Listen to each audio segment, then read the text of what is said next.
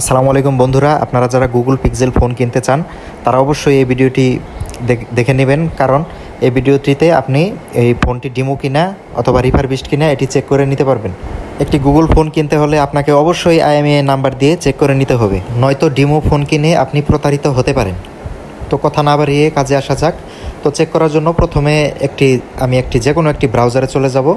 তো এই ব্রাউজারে চলে গেলাম। দেখেন ব্রাউজারে যেখানে সার্চ বক্স আছে এই জায়গাটায় এখানে আপনি লিখবেন পিক্সেল আনলকার। আপনি দেখেন আমি কিভাবে লিখছি, পিক্সেল আনলকার এই কথাটা আপনি এখানে লিখবেন।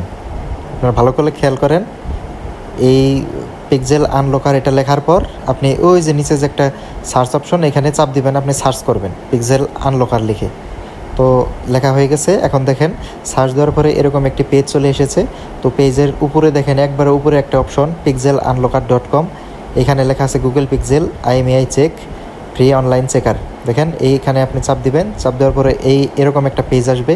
তো এরকম পেজ আসার পরে আপনি একটু নিচের দিকে যাবেন। একটু নিচের দিকে যাওয়ার পর আপনি একটা বক্স দেখতে পারবেন। দেখেন এই যে নিচের দিকে চলে গেলাম, এখানে একটা বক্স দেখা যাচ্ছে।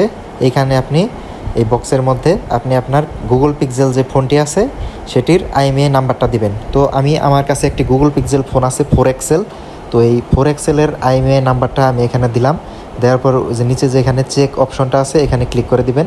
ক্লিক করে দেওয়ার পর আপনি এখানে 5 সেকেন্ড অপেক্ষা করবেন, 5 থেকে 10 সেকেন্ড অপেক্ষা করার পর আপনি আপনার যে রেজাল্টটা যেটার জন্য আপনি আশা করছেন যে এই ফোনটা ডিমো কিনা সেটা এখানে চলে আসবে।